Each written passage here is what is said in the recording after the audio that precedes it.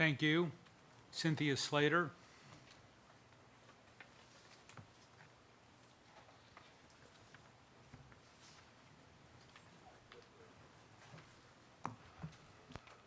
Good afternoon.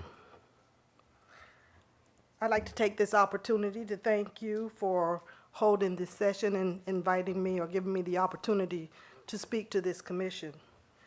My name is Cynthia Slater, and I serve as Second Vice President of the Florida State Conference NAACP. I also serve as the NAACP Civic Engagement Coordinator for the state of Florida. And I reside in Daytona Beach, so I drove about 4.5 hours to get here to speak to this commission. The NAACP is the oldest and largest civil rights organization in this country, and we have existed for 114 years. Civic engagement is one of the most important initiatives of the NAACP because we believe that every voting age citizen in this country has a right to cast a ballot. That is why after Florida passed HB 1355, the NAACP stood firm and continued to do voter registrations. It was difficult for me to select a topic from the list that you provided because Florida was affected by one way or another by each one of the issues that was presented. However, I would like to comment on the issue of the number and location management and operation of polling places. Let me just begin by quoting a statement from an article written in the Huffington Post dated January 24th, 2013. And it states, and I quote, "At least 201,000 Florida voters did not cast ballots on Election Day 2012 because they were discouraged by long lines at polling places, according to a report released by the Orlando Sentinel." The article went on to say that those voters either waited for some time but left before voting or simply saw the long lines and was turned away. Those words rang true because the state, particularly in African American communities, gave the state of Florida another black eye for suppressing voters in an election. During and after the 2012 presidential election, these words were the headlines of many newspapers throughout the country and were fodder for a late-night TV comedy. Florida voters experienced many problems during the election, but one of the worst, seen by millions, related to long lines at polling sites. And because the state of Florida cut the number of days for early voting and did not consider even increasing the number of polling sites, not only suppressed voters, but it also created an unsafe and dangerous environment, especially to those voters who had physical disabilities, health problems, and age-related problems, as many of the speakers noted earlier. These limitations caused chaos where voters had to wait hours, and in some cities up to 9 hours, to cast ballots in the heat of the day. In addition to the complaints of long lines and limited polling sites, the complaints all included equipment breakdowns or malfunctioning, as well as limited staff in many of the voting sites. So much so that polling sites were temporarily closed in certain Florida counties. And so it is without a doubt that these problems occurred because of HB 1355, which passed early in 2011. And as a result, some of the worst forms of voter suppression occurred here in the state of Florida, limiting the number of days of early voting as well as limiting polling sites. I believe the primary cause of the chaos that happened here in Florida. So the NAACP units throughout the state of Florida worked tirelessly to maintain the election process, make sure that voters were able to cast their ballots. We engaged in citizens with voter registration, voter education, voter participation, and also voter protection. And we recommend that there is an increase in polling site, increase in early voting days, an increase in hours of early voting, and also an increase in poll workers. But I want to, as I close, I want to share with you, with this commission, a tragic story that happened here in Florida in 1951. It may sound like many years ago, but it certainly rings true today. And this tragic story happened in Mims, Florida, in Brevard County. And in 1951, Harry T. Moore was the field secretary for the NAACP, and he was also a teacher. And in 1951, on Christmas night, a bomb was placed under his home while he and his wife, Harriet T. Moore, slept. Harry T. Moore he registered voters. He fought for equal pay for African Americans back in the days that it was unheard of. The bomb was placed under his home, and on Christmas night, just before midnight, the bomb exploded, killing Harry T. Moore instantly, and killing his wife died on January 1st of the following year. So the NAACP used his, because he was a martyr, he is a martyr of the civil rights movement, and was actually the first NAACPer to die for particularly for the rights of voter registering people to vote. We stood firm on continuing to register people to vote, and we hope that this commission will consider all of the recommendations that these participants and these speakers have addressed to you this afternoon. So thank you. Thank you. Bradford Brown.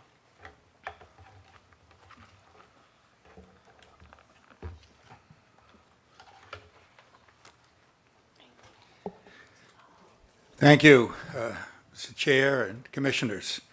It's a pleasure to follow my state chair of political action for the NAACP and civic engagement, as I serve as the first vice president and political action chair of the Miami-Dade branch of the NAACP. And I have my statement up on sent to your website, but I will try to briefly summarize it here. I have personally been involved registering and getting out to vote since the early 1960s, and the last time I worked registering to get people out to vote was less than 2 weeks ago here in Miami. Earlier in Miami, when I first came here, it was very difficult. I remember having to be sworn in as a deputy registrar, being required to name the place where we were going to do our registration. We couldn't move from that place. We couldn't do it on Sunday, but we did it. But so obviously, Motor Voter was a real boon to us. But after the debacle of the 2000 election, we were involved with our national office and partners such as the Advancement Fund in addressing obstacles in voting and registration, as we often found that offices such as motor vehicles were certainly less than enthusiastic in carrying out their new responsibilities. For this past year, as several people have mentioned, the state of Florida placed a number of obstacles in the way of those of us doing third-party voter registration. And as Ms. Slater mentioned, we in the NAACP tried to conform. We registered as third parties, but the number we were registering was very, very small, until the various court decisions and others loosened up the rules. At that point, we finally managed to register several thousand people here in Miami, and actually entered over 10,000 names of new registered voters we were responsible for in this county in the NAACP voter computer van network program. However, even under those circumstances, there were significant difficulties. If somebody came up to us and maybe they registered and they said, I need to take one for my daughter or my son, we couldn't give them a form because our numbered forms would cost us $50 a form if for some reason they didn't get it back in with it. So even though we had a relief on the 48 hours, we still were faced with those kind of restrictions. The school system in Dade County ran from voter registration. They'd had a very successful effort they'd carried out every year in all of their civics classes. But the teachers were leery after the debacle of one civics teacher being threatened with a fine of $1,000 for registering the students in her classroom. Eventually, we did get them on board with extra effort from the administration, but it was still not as significant as it had been in the past. And certainly schools should not be hampered in registering students. Civics should be a reality in our school system, not something that the state stands in the way of. I fear very much that in Florida we may well see a return to efforts to restrict third-party voting. And as you can see from the numbers I've quoted, third-party registration is extremely important to many in our communities who it is not necessarily as easy for them as other people who have more access to opportunities to register. Now, and I say that because even though the legislature has removed some of the restrictions on early voting, they certainly haven't gone far enough, not as you have certainly heard from a number of the people here this afternoon. So what I would urge you to definitely consider the area of third-party voting is within that broad purview of your charge, because it's if you're not registered, you don't even get to stand in those long lines, no matter how dedicated you are. You might consider things like same-day registration, which is something the national NAACP supports.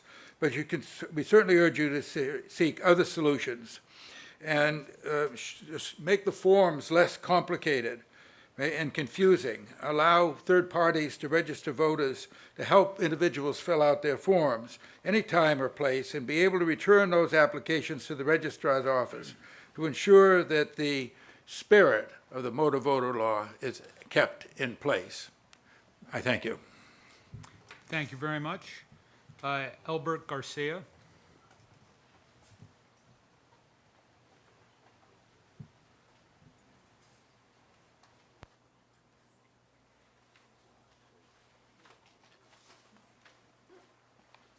Good afternoon. I'm here as part of a three-person group for the Florida New Majority, which is a civic engagement and civil rights organization here in the state of Florida. I am the group's communications director, but I'm here today not for myself, but for about 92 other Floridians who left voicemail messages at our offices upon the announcement that the president would form this commission. Some as long as a minute or some as long as 30 seconds. They each left messages of both hope but also of frustration of their voter experience here in this Sunshine State. People like Minnie Dorsett, who her husband, her 80-year-old husband and herself, 78 years old, waited 3 hours just to cast a vote here in Miami-Dade. And the repetition of saying, of hearing her voice saying, I would do it again, I would do it again, and I would do it again. But there must be another way. We've compiled these voicemails on several CDs to hand in, and we'll email into the commission so they can hear these voices in terms of transcribed as well. I want to leave you guys just with the thought of another one of our volunteers who could not vote, Joanne Joseph from North Miami, who is not yet a citizen, but is of Haitian descent and spent her time volunteering to translate the ballots, to translate and provide any kind of assistance during the early election period. And one of the things that she said was that when she thinks back to those days in the fall of 2012, she says there's no reason why I should have seen people as old as 90 years old wait 5 hours or more to vote. There's no reason why I should have to spend hours explaining ballots that should be simple and clear to read. These long lines not only embarrass our state, but they also embarrass our country. They send a message internationally that we want to discourage turnout. And it gives power to those who say that our votes don't count and that state policies as well as national policies have been designed to discourage voter participation. The truth is that voting is a fundamental right, Joanne Joseph says, and we at Florida New Majority agree with her. It's not just for every Floridian, but for every American, and that to restore faith in our electoral system, we should consider both national and local legislation that makes voting as easy as paying groceries in a supermarket. Thank you. Thank you. Marlon Hill.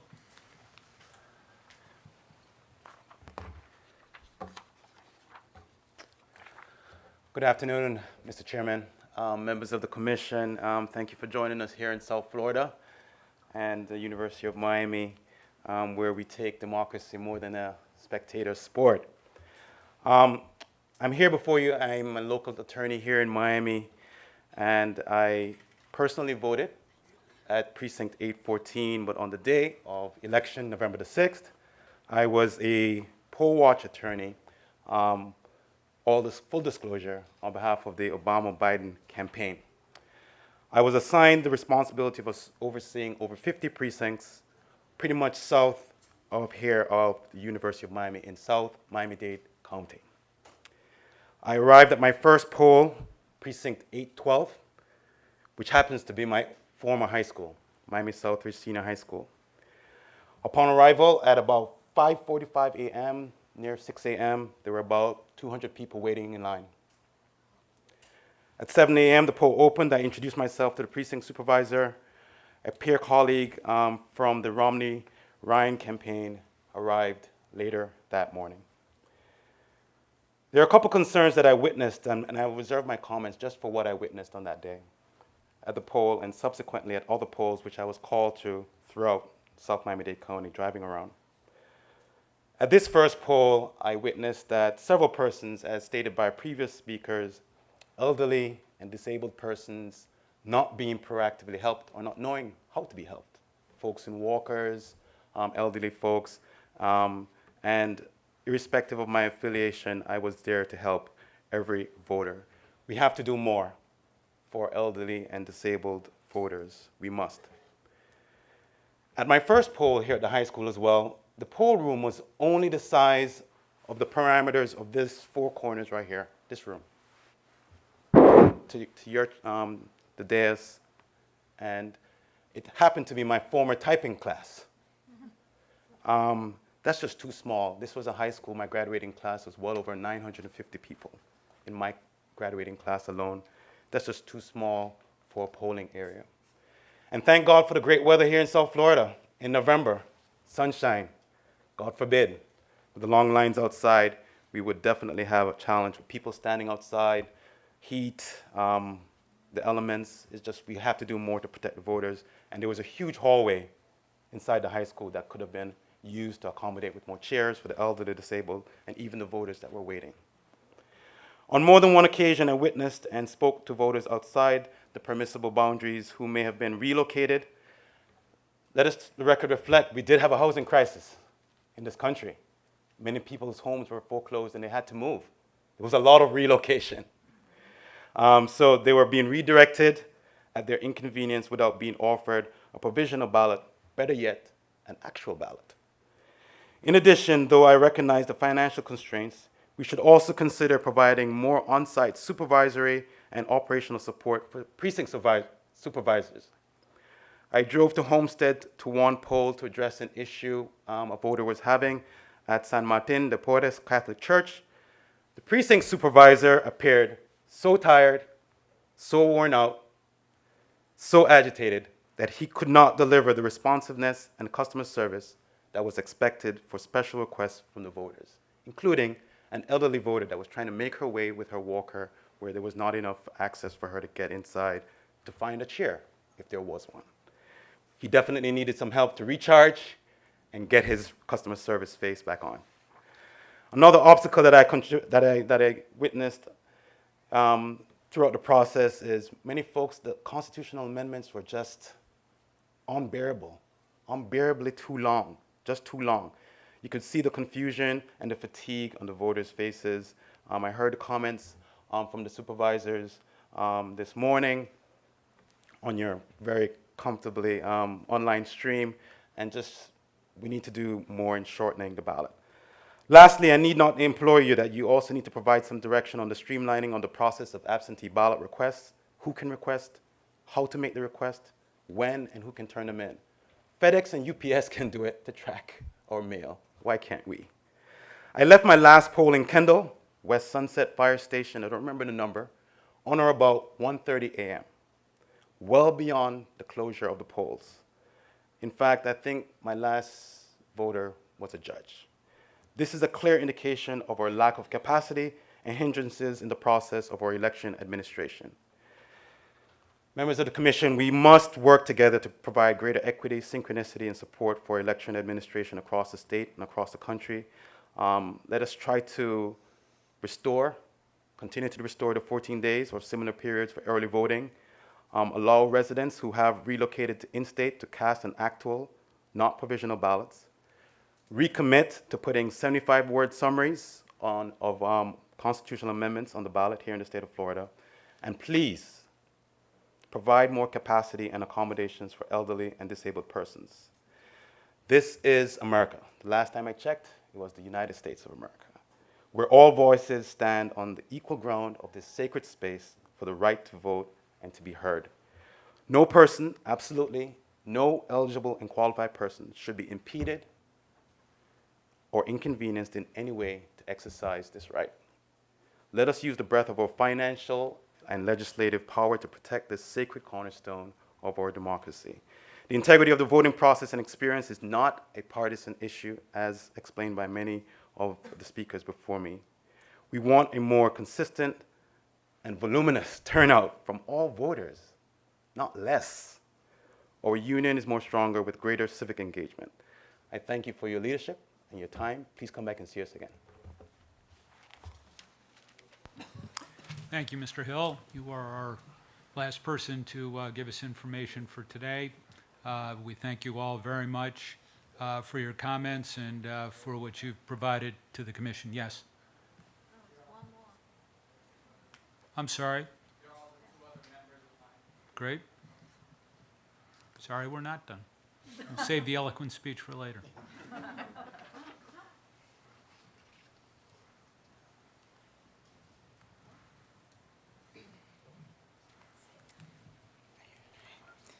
Good afternoon. I'd like to first thank the members of this commission for holding this Would you meeting. mind identifying yourself, telling us your name? I'm sorry, my name is Sonia Gibson, Thank you. and I'm a leader member of Florida New Majority and an educator for 9 years from Palm Beach County. I'm here today to share my experience as a voter in Palm Beach County. After 2 days of standing in lines in 2 different places, I eventually cast my vote at the Westgate location.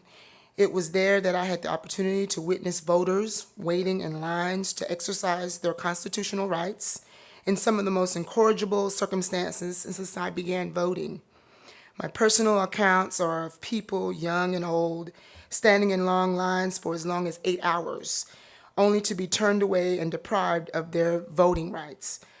Things like Marcia L. Williams, maybe the lowercase L, looked like a uppercase I, and they were being turned away.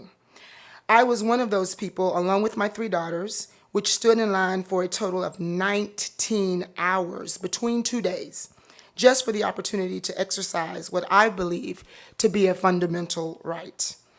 I shared the same frustrations with other voters about registration statuses. I shared the same frustrations with other voters concerning how to fill out ballots. I even shared the same frustrated reactions to overcrowded precincts and closed precincts. The only difference is I did not leave like so many other voters did all over the county.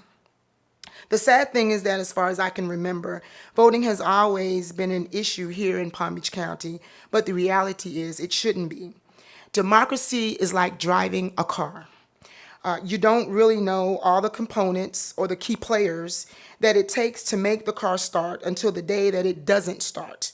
Why? Because we expect that car to start. Well, voting is one of the key components to our democracy. In fact, it's like the engine. If we don't protect or secure that engine, how can we expect to run our democracy?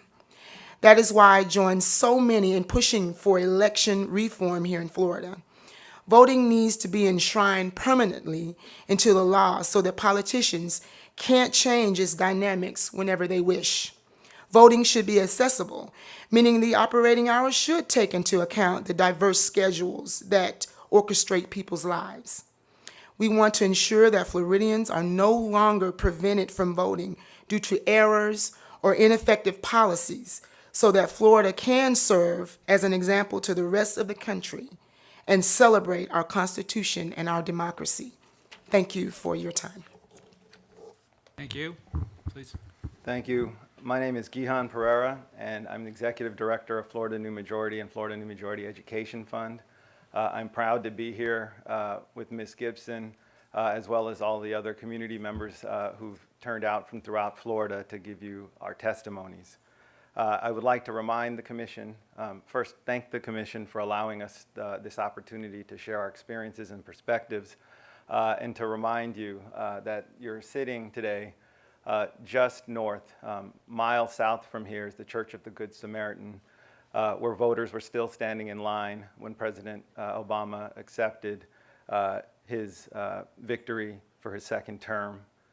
We are just as about south, just 10 miles from here north, is the North Miami Public Library, where Dessalines Victor, the 102-year-old Haitian farm worker who became a citizen, had to wait in hours in order to vote. I say that because I both want to recognize that you came to Miami and to Florida for a reason, and we hope that you take away a very important lesson from what you learn here. I will echo what a number of other folks have said, but to say that our experience has been in reaching out to minority, low-income, Black, Latino, Haitian, young voters, those who don't usually participate. We talked to 250,000 voters face-to-face last year to encourage them to vote. We and our partners registered over 20,000 voters in the state, and we worked with partners everywhere to try and educate voters, especially about the new rules here in Florida. We helped because we had to here in Florida. We helped train bilingual volunteers to help at the polls for Creole and Spanish assistance, and by many measures, our efforts were successful. Nearly 76% of the people we talked to turned out to vote, and it was an amazing effort across the state by many, many people, many in this room, to really stand up and mobilize the voters in Florida. But that effort wasn't just about efforts of organizations. The effort, more than anything, was about the will and determination of voters in Florida to actually stand up and not only vote their choice, but voting last year was an act of protest against the rash and rush of voter suppression laws, particularly HB 1355 that was unleashed here. As many, and will note, the institutional obstacles put place in Florida included severe restrictions on voter registration by community organizations, a reduction of early voting days, and new rules on voting across counties where many people had been displaced because of the foreclosure crisis, causing scores and scores of provisional ballots that ultimately did not and were not counted. Despite these obstacles, voters across the state came out in droves. I personally helped at many polling locations and witnessed people standing in lines for 6 hours, 8 hours, 9 hours, from 6 in the morning till 1 a.m. at night when they got out. And despite what was said earlier by an expert that said that that may have been a question of urban density, what I saw, what our colleagues saw throughout the state, that in fact there was a case of racial disparity in voting patterns. In Latino and Black and Haitian communities across the state, in the same areas, voting times were much longer than more affluent and white areas. In the city here in Miami, in the core of where the African American communities were at the North Dade Regional Library, lines were 5 to 10 times longer than in Miami Beach and other places. And that isn't a question of urban density, it's a question of racial disparity. And I say that both because of the problems it was, but also how proud we are here in Florida of how voters turned out. But despite their efforts to turn out and what they endured, there were many others who turned away. Cynthia Slater referenced a study that was done by Thomas Allen of Ohio State University for the Orlando Sentinel that showed that over 200,000 voters turned away because of those long lines and those rules. And they should not have to. The ones that were willing to come out made a sacrifice. The ones who turned away should not have to turn away for that reason. We are in the most advanced technological country in the world where voting should be simple and secure. The heat, the lines, the lack of facilities, lights, bathrooms, security, staffing, help, forced us to go on provisional ballots, has made Florida continue to be the Hurricane Katrina of elections. And unfortunately, I must say, and there's evidence to prove that the policies to restrict voter participation have been both partisan and racially targeted to impact electoral outcomes. It has been the case historically and has continued even into the past election cycle and beyond. As recently as the end of the last legislative session, 2 months ago, legislators in Florida were trying to restrict the volunteers who helped language assistants, seniors, and disabled. That was stymied here just 2 months ago because the Voting Rights Act and Section 4 would have made it an undoable burden to try and pursue. And what we see here in Florida is not unique, but is the reality that the Voting Rights Act and Section 5 has been such a critical protection because so many states, year after year, push new laws making it harder to vote. As the Advancement Project points out, this continues to happen because we have 13,000 different voting jurisdictions in this country that runs elections 13,000 different ways. Under this confusing patchwork system, the freedom to vote is left at the mercy of state officials. In Florida, that power has made voting rights a political football. In order to guarantee these travesties do not happen again, we believe that the need to improve the early voting processes, modernize the voting registration system, and protect voters against discrimination based on gender, race, age, income level, sexual orientation, gender identity, expression, or disability. But more than anything, if the right to vote is fundamental to this democracy, then voting must be taken out of the shifting intentions of political operatives. It must be enshrined in the Constitution of our state and in the Constitution of the United States as a fundamental right. Towards this vision, among our specific recommendations are: enshrine the fundamental right to vote into law. Let's signal to the rest of the country that voting is not just a privilege for the few, but a fundamental value of the American experiment in democracy. Congress should now act to immediately expand and strengthen Section 4 of the Voting Rights Act, and it's time to put the right to vote in the United States Constitution. We here in Florida know that we have to create a pathway to restore voting rights for persons convicted of a crime who've served their time. This is a reform that's supported by law enforcement because restoring voting rights gives people a stake in their communities and reduces the chance of recidivism.